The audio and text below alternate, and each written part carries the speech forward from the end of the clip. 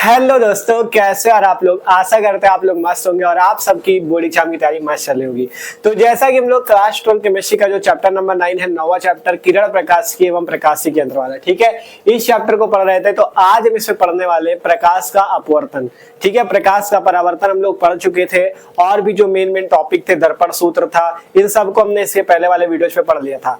आज की इस क्लास पे, आज की इस वीडियो पे हम पढ़ने वाले प्रकाश का अपवर्तन, डिफ्रैक्शन ऑफ लाइट क्या होता है और ये जो अपवर्तन है, इस अपवर्तन के नियम क्या है, ठीक है, सब कुछ बहुत आसान तरीके से समझने वाले। प्रकाश के अपवर्तन में एकदम मतलब डीपली अच्छे से समझेंगे, तो इसलिए पूरा वीडियो आपको आखिरी तक देखना है। एक एक चीज आपको यहाँ पे समझ में आने वाली, ठीक है, तो मस्त तरीके से देखेंगे। और आपको पता ये इंपॉर्टेंट भी है, इस चैप्टर का टॉपिक जो है प्रकाश का अपवर्तन, ये बहुत ही इंपॉर्टेंट भी है, ठीक है। तो पूरा वीडियो देखना, आसानी से आप लोग समझ जाओगे। तो शुरू करते हैं कि आपका प्रकाश का अपवर्तन, जिसे इंग्लिश में रिफ्रैक्शन ऑफ लाइट बोलते हैं, ये क्या होता है, ठीक है। तो समझते हैं।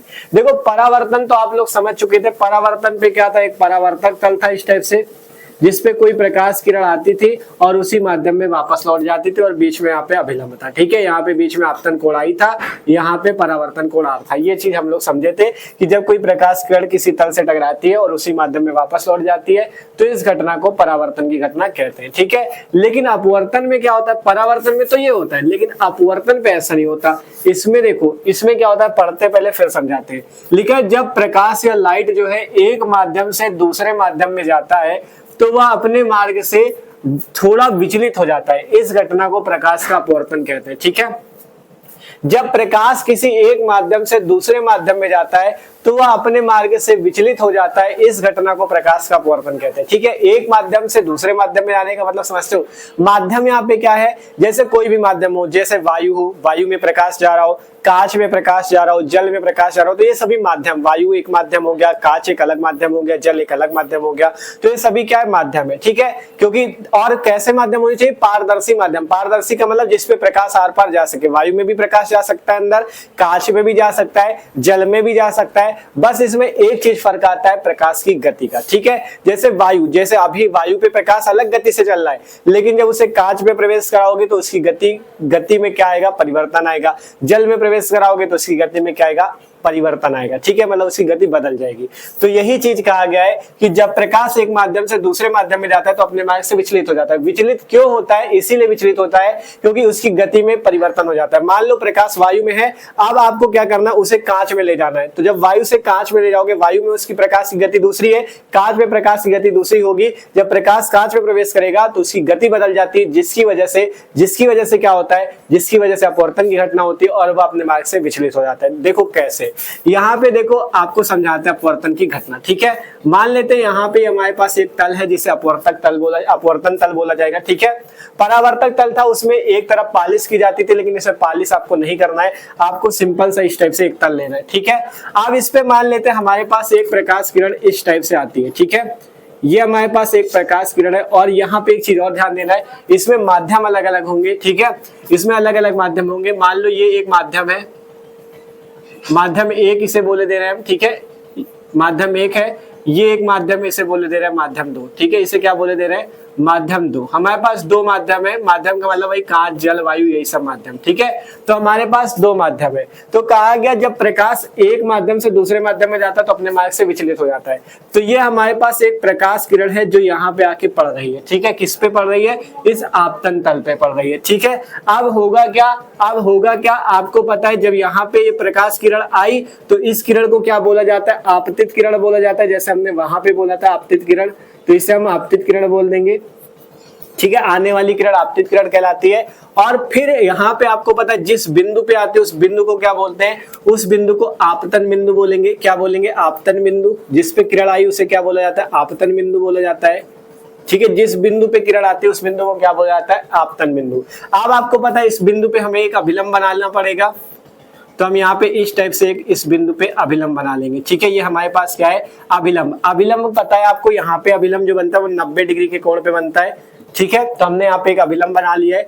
ये क्या चीज है हमारे पास, अभिलंब है। ठीक है, ये हमारे पास अभिलंब है जो कि इस आपतन तल से कितना कोण बना रहा है, 90 डिग्री का बना रहा है। ठीक है, आप देखो सिंपल से समझना। सबसे पहले हमने कहा ये एक आपके पास तल है जिससे हम लोग अपवर्तन देखने वाले हैं। ठीक है, ये अपवर्तन तल है। कौन सा तल है, अपवर्तन तल। ये जो तल है इसे अपवर्तन तल बोला जाएगा। तो जब प्रकाश किरण आई उस किरण को आपतित किरण बोला गया। तो कहा गया जब प्रकाश एक माध्यम, अभी माध्यम एक में जब प्रकाश एक माध्यम से दूसरे माध्यम में प्रवेश करता है। ठीक है, मान लो यहाँ पे आपका पास क्या था, वायु थी।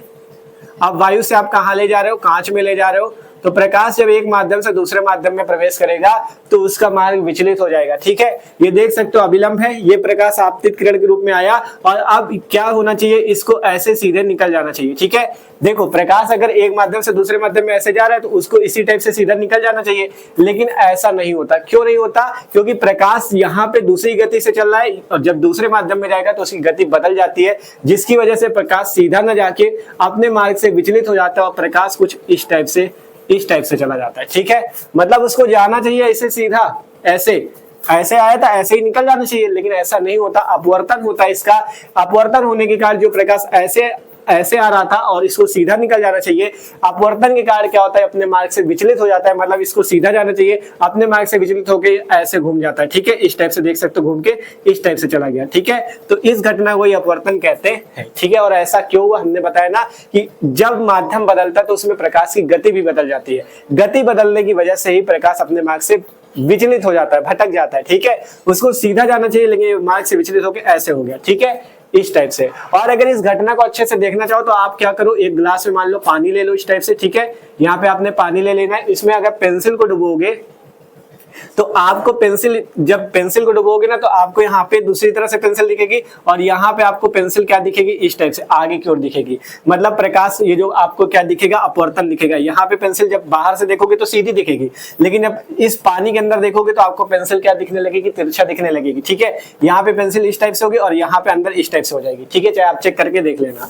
तो ये चीज यही घटना आपकी क्या कहलाती है, अपवर्तन की घटना कहलाती है। ठीक है, और इस किरण को क्या बोला जाएगा, जैसे उसमें परावर्तन होता था तो परावर्तित किरण, इसमें अपवर्तन होता है इसलिए इसे बोला जाएगा अपवर्तित किरण। क्या बोला जाएगा, अपवर्तित किरण। क्या बोला जाएगा, इसे अपवर्तित किरण बोला जाएगा। ठीक है, इस किरण को क्या बोला जाएगा, अपवर्तित किरण बोला जाएगा। ठीक है, और यहाँ पे जो कोण बनेगा आपको पता है, जैसे वहां पे था आपतित किरण और अभिलंब के बीच में कौन सा कोण बना था, आपतन कोण आई बना था, वैसे ही यहाँ पे आपतन कोण आई बनेगा। और वहां पे क्या था, परावर्तित किरण और अभिलंब के बीच में कौन सा कोण बना था, परावर्तन कोण बना था। लेकिन इसमें अपवर्तित किरण और अभिलंब है, इसके बीच में कौन सा कोण बनेगा, इसमें अपवर्तन कोण बनेगा। ठीक है, ये आई आपका क्या है, आई है, देखो अलग लिख देते हैं, यहाँ पे साइड पे देखो लिख देते हैं। आई आपका क्या है, आई को बोला जाएगा आपतन कोण, आई को बोला जाएगा आपतन कोण, आर को बोला जाएगा अपवर्तन कोण। ठीक है, आर को क्या बोला जाएगा, अपवर्तन कोण बोला जाएगा। ठीक है, ये चीज तो यही है आपका प्रकाश का अपवर्तन, कि जब प्रकाश एक माध्यम से दूसरे माध्यम में जाता है तो अपने मार्ग से विचलित हो जाता है या उसकी जो गति और दिशा होती है वो बदल जाती है, तो इस घटना को प्रकाश का अपवर्तन बोला जाता है। देख सकते हैं प्रकाश किरण आई थी जिसे हमने आपतित किरण बोला, जिस बिंदु पे आई उसे आपतन बिंदु बोला, जिस तल पे आई उस तल को क्या बोलेंगे, अपवर्तन तल बोलेंगे। और ये अभिलंब 90 डिग्री पे खींचा गया, फिर ये किरण विचलित होकर इस टाइप से निकल गई। ठीक है, सीधा जाना चाहिए, इस टाइप से सीधा जाना चाहिए, लेकिन सीधा न जाके विचलित हो गई, अपने मार्ग से भटक गई, तो इसे बोला गया अपवर्तन की घटना। यहाँ पे आपतित किरण और अभिलंब के बीच में जो कोण बना आई हुआ, और अपवर्तित किरण और अभिलंब के बीच में जो कोण बना उसे आर बोला गया, अपवर्तन कोण बोला गया। ठीक है, ये चीज होता है। तो यहाँ पे इतनी चीज आप लोग समझे। अब इसके बाद जैसे परावर्तन पे 2 नियम थे वैसे अपवर्तन पे भी 2 नियम होते हैं। ठीक है, दोनों नियम समझते हैं। फिर इसके बाद आपकी यही जो अपवर्तन घटना होती है, इसमें दो तरीके होते हैं कि एक चीज आपसे कभी कभी पूछ लेता है, मान लो प्रकाश अगर विरल माध्यम से सघन माध्यम में जा रहा हो तो प्रकाश किस टाइप से, उसका मतलब किस टाइप से अपवर्तन होगा, और अगर सघन से विरल जा रहा हो तो किस टाइप से, अभी वो भी समझाएंगे, टेंशन न लो। ठीक है, पहले यहाँ पे हम समझते हैं प्रकाश के अपवर्तन के नियम। ठीक है, लिखते हैं यहाँ से हेडिंग अपवर्तन के नियम। अपवर्तन के भी 2 नियम होते, जैसे परावर्तन के 2 नियम थे वैसे ही अपवर्तन के भी 2 नियम होते हैं। ठीक है, अपवर्तन के भी 2 नियम होते हैं, लिख लो यहाँ से कि अपवर्तन के 2 नियम होते हैं, अपवर्तन के 2 नियम होते हैं। ठीक है, कौन कौन से उनको समझाते हैं आपको अभी। अपवर्तन के 2 नियम होते हैं। ठीक है, पहला नियम तो सेम परावर्तन जैसा ही है, जैसे परावर्तन पे क्या था, आपतित किरण परावर्तित किरण जो थी इस टाइप से ना था, आपतित किरण और परावर्तित किरण और अभिलंब तीनों एक ही तल पे थे, तो उसी टाइप से इसमें भी आपतित किरण, अपवर्तित किरण तथा अभिलंब जो है तीनों किस तल पे, इसी तल पे, अपवर्तन तल पे। तो पहला नियम तो यही होता है, आपतित किरण, अपवर्तित किरण और अभिलंब तीनों एक ही तल पे होते हैं, ठीक है, जैसे उसमें था वैसे इसमें भी है। तो आपतित किरण पहला नियम है ये, ठीक है, किसका, अपवर्तन का। आपतित किरण, अपवर्तित किरण तथा अभिलंब तीनों एक ही तल पे होते हैं, ठीक है, तथा अभिलंब तीनों एक ही तल पे होते हैं, ठीक है। ये आपका अपवर्तन का पहला नियम है, तीनों एक ही तल में होते हैं, ठीक है। आपतित किरण, अपवर्तित किरण तथा अभिलंब तीनों एक ही तल में होते हैं। ये क्या है, इसका अपवर्तन का पहला नियम है कि आपतित किरण, अपवर्तित किरण और अभिलंब तीनों एक ही तल पे। देख सकते हो आपतित किरण, अपवर्तित किरण और ये जो अभिलंब है किस तल पे, इसी अपवर्तन तल पे है, तो इसलिए लिख दिया गया आपतित किरण, अपवर्तित किरण तथा अभिलंब तीनों एक ही तल पे स्थित है। अब परावर्तन पे दूसरा नियम क्या था, आपतन कोण आई परावर्तन कोण आर के बराबर होता है, लेकिन इसमें ऐसा नहीं होता, इसमें दूसरा नियम दूसरा होता है। इसमें देखो क्या चीज है, इसको समझ लो। दूसरा नियम ये कहता है कि आपतन कोण की ज्या का क्या मतलब है, ज्या का मतलब है साइन, साइन कॉस जो पढ़ा ना, उसमें साइन जो होता है उसे ज्या बोलते हैं। आपतन कोण की ज्या तथा अपवर्तन कोण की ज्या, अपवर्तन कोण की ज्या मतलब आपतन कोण की साइन तथा अपवर्तन कोण की साइन या ज्या, ठीक है। अपवर्तन कोण की ज्या का अनुपात नियत होता है, अनुपात नियत होता है, ठीक है। ये होता है अपवर्तन का दूसरा नियम। अपवर्तन का दूसरा नियम क्या है, आपतन कोण की ज्या मतलब साइन तथा अपवर्तन कोण की ज्या का अनुपात नियत होता है। आपतन कोण की साइन और अपवर्तन कोण की साइन का अनुपात जो होता है वो नियत होता है, ठीक है। अब आपको इतना तो पता है आपतन कोण क्या आई और अपवर्तन कोण क्या आर, तो इसकी साइन, ज्या का मतलब साइन, तो इसकी साइन का अनुपात लिखना है। तो अगर आपतन कोण की साइन लिखे तो साइन आई हो जाएगा, आपतन कोण की साइन लिखे तो क्या हो जाएगा, साइन आई हो जाएगा, और अनुपात कह रहा है इसलिए बट्टे में लिखना है। और अब अपवर्तन कोण की साइन मतलब साइन आर हो जाएगा, बराबर क्या होता है, नियतांक। तो यही होता है अपवर्तन का नियम, ठीक है, यही होता है अपवर्तन का नियम, साइन आई बटा साइन आर बराबर नियतांक, ठीक है। साइन आई बटा साइन आर बराबर नियतांक, ये अपवर्तन का दूसरा नियम होता है, ठीक है। अगर यहाँ पे नियतांक को आप n से लिखो तो साइन आई बटा साइन आर बराबर लिख सकते हो n, ठीक है। जहां n क्या होता है, जहां n को हम बोलते हैं माध्यम का अपवर्तनांक, ठीक है। n को क्या बोलते हैं, माध्यम का अपवर्तनांक। हर माध्यम के लिए अपवर्तनांक अलग होता है, ठीक है। वो आपको जब सवाल आगे न्यूमेरिकल लगाओगे ना तो उसमें आपको दिया जाएगा कांच का अपवर्तनांक, जल का अपवर्तनांक, ये सब अलग अलग दिया जाता है, ठीक है। तो यहाँ पे क्या आपके पास आया, अपवर्तन का दूसरा नियम साइन आई बटा साइन आर बराबर n, ठीक है। और इस नियम को स्नेल का नियम भी बोलते हैं, जो अपवर्तन का दूसरा नियम है इसे स्नेल का नियम भी कहते हैं, ठीक है। आगे लिख लो, इसे स्नेल का नियम कहते हैं, स्नेल का नियम भी कहते हैं, ठीक है। अगर मान लो कभी आपसे डायरेक्ट पूछ ले स्नेल का नियम बताओ, तो स्नेल का नियम यही है कि आपतन कोण की ज्या तथा अपवर्तन कोण की ज्या का अनुपात नियत होता है, मतलब साइन आई बटा साइन आर बराबर नियतांक, मतलब कि साइन आई बटा साइन आर बराबर n, नियतांक की जगह n, जहां n क्या माध्यम का अपवर्तनांक। ये अपवर्तन का दूसरा नियम है, या स्नेल का नियम भी इसे कहा जाता है, ठीक है। तो इस टाइप से अपवर्तन के दो नियम है, पहला कि आपतन कोण, अपवर्तन कोण तथा और कौन सा, अभिलंब, तीनों एक ही तल पे होते हैं। आपतन कोण की ज्या मतलब साइन आई, अपवर्तन कोण की ज्या मतलब साइन आर का अनुपात जो होता है मतलब साइन आई बटा साइन आर, जो नियतांक के बराबर होता है। तो साइन आई बटा साइन आर बराबर नियतांक, साइन आई बटा साइन आर बराबर n, जहां n माध्यम का अपवर्तनांक है, ठीक है। अब इसमें एक चीज और समझा देते जो कि जरूरी चीज है, इसमें एक चीज और समझ लो, ठीक है। ये चीज देखो, यहां से अगर मान लो, देखो हमने बताया अगर यहाँ पे मान लो माध्यम 1 है, अगर माध्यम 1 का अपवर्तनांक मान लो n1 हो और माध्यम 2 का अपवर्तनांक n2 हो, ठीक है। अगर माध्यम 1 का अपवर्तनांक n1 हो, माध्यम 2 का अपवर्तनांक n2 हो, तो आप यहां से क्या लिख सकते हो, साइन आई बटा साइन आर बराबर 1n2, ठीक है। क्या लिख सकते हो, 1n2 लिख सकते हो, इस टाइप से 1n2, ठीक है। क्या लिख सकते हो, 1n2 लिख सकते हो, ठीक है। और इस 1n2 की जगह क्या हो जाता है, 1n2 की जगह क्या हो जाता है, 1n2 का मतलब भी अभी आपको समझाते हैं। 1n2 की जगह क्या हो जाता है, n2 बटा n1, ठीक है। 1 इंटू को आप क्या लिख सकते हो, N2 बटा N1। ठीक है, देख लो 1 N2 जो नीचे उसको बटे में ऊपर लिखना है। देखो 1 N2 है तो N2 बटा N1 होगा, ना कि N1 बटा N2। ठीक है, 1 N2 है मतलब जो नीचे 2 दिख रहा है इसको ऊपर वाले में रखना है N2, और जो ये वाला 1 है इसको N1 नीचे। ठीक है, तो 1 N2 को आप क्या लिख सकते हो, N2 बटा N1। ठीक है, अब यहाँ पे 1 N2 को बोला क्या जाएगा, 1 N2 को बोला जाएगा माध्यम 1 का अपर्तनांक 2 के सापेक्ष। ठीक है, वो सॉरी माध्यम 1 के सापेक्ष, माध्यम 1 के सापेक्ष 2 का अपर्तनांक। ठीक है, ये चीज बहुत जरूरी, इसमें स्टूडेंट कंफ्यूज रहता है, अभी आपको समझाते हैं। देखो ठीक है, माध्यम 1 के सापेक्ष 2 का अपवर्तनांक। ठीक है, माध्यम 1 के सापेक्ष 2 का अपवर्तनांक। ठीक है, मतलब देखो अगर 1 N2 लिखा है, जो पहले लिखा उसी के सापेक्ष, जैसे 1 N2 है तो 1 के सापेक्ष 2 बाद में, तो 1 के सापेक्ष 2 का अपवर्तनांक। आपको आगे मिलेंगे क्वेश्चन जिसमें ऐसे लिखा होगा, जैसे एग्जांपल ले लो, जैसे ANG मिला है, ANG मान लो लिखा है। ANG का क्या मतलब है, A का मतलब एयर, एयर का मतलब वायु, A का मतलब क्या है वायु, G का मतलब क्या है ग्लास मतलब कांच।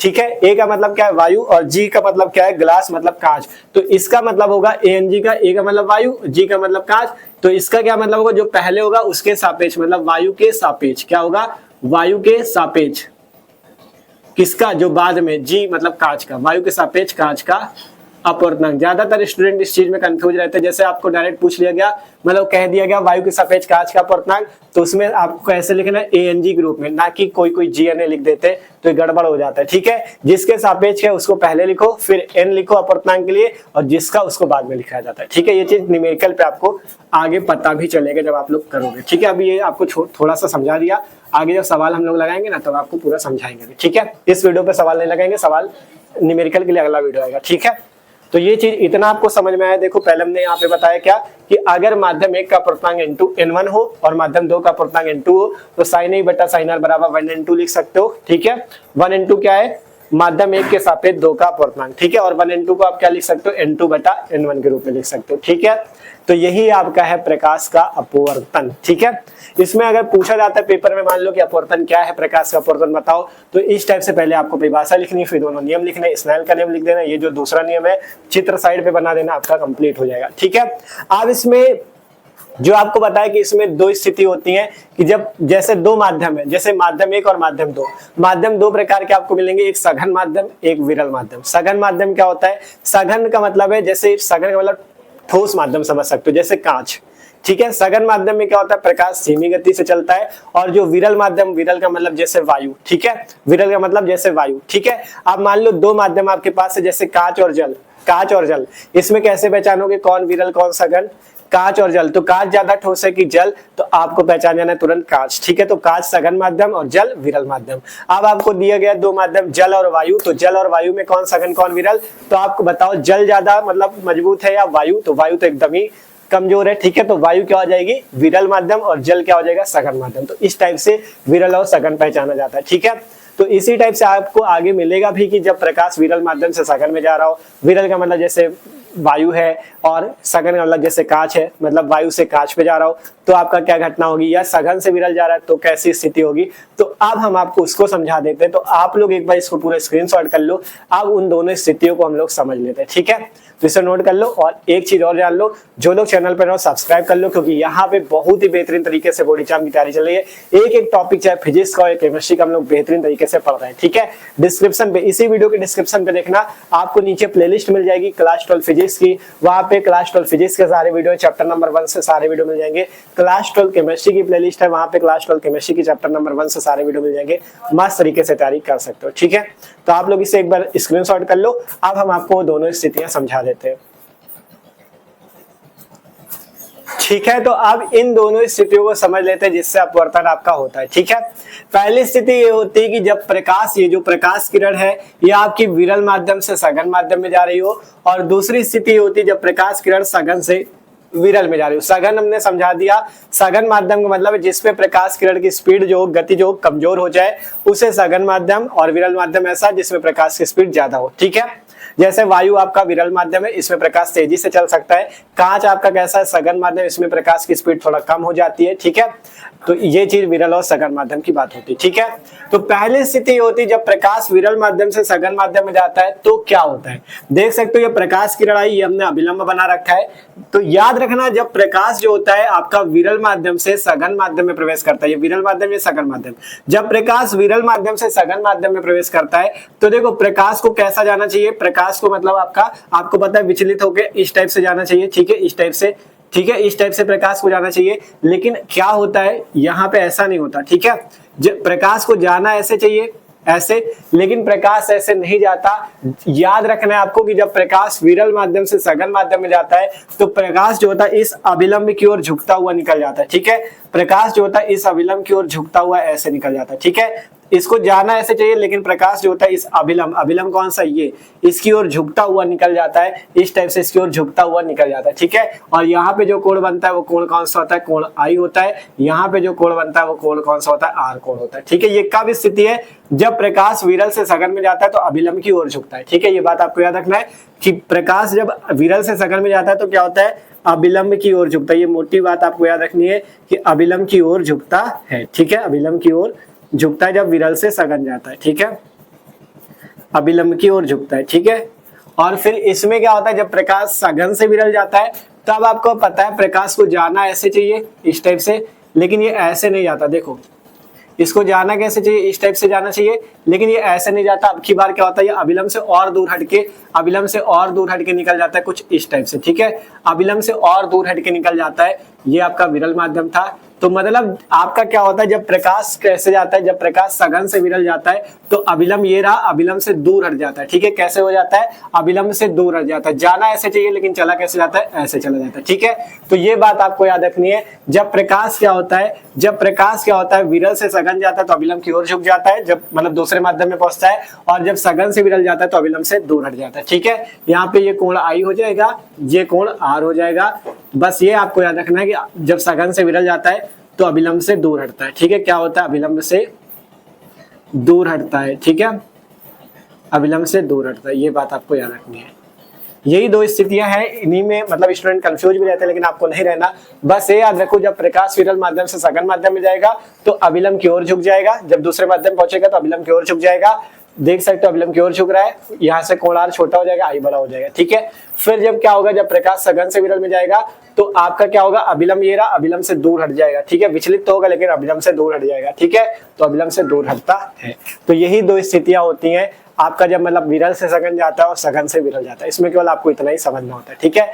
तो इस टाइप से आपका प्रकाश का जो अपवर्तन है ये आपका कंप्लीट हो जाता है। इंपॉर्टेंट था प्रकाश का अपवर्तन, प्रकाश के अपवर्तन के नियम, और इसकी जो दो स्थितियां थी कि जब प्रकाश विरल से सघन जाता है तो अभिलंब की ओर झुकता है, और जब प्रकाश सघन से विरल जाता है तो अभिलंब से दूर हटता है, ठीक है। ये चीजें आपको आगे काम आएंगी जब गोली उत्तल पृष्ठ द्वारा अपवर्तन हम लोग देखेंगे, तो उसमें आपको ये काम आएगा, ठीक है, कि उसमें क्योंकि वायु होगा और जो हम लोग क्या लेंगे, उत्तल पृष्ठ और अवतल पृष्ठ लेंगे, वो कांच के होंगे। तो उसमें विरल से जब सघन जाएगी तो क्या होगा, सघन से जब विरल जाएगी तो क्या होगा, वो उसमें आपको काम देगा, ठीक है।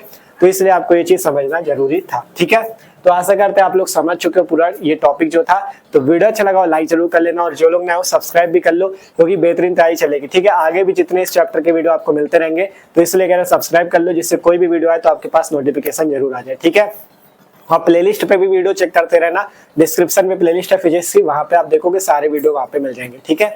तो मिलते हैं अगले वीडियो पे, इसे नोट कर लो और कमेंट करके जरूर बताना आपको ये वीडियो कैसा लगा है, ठीक है, नोट कर लो।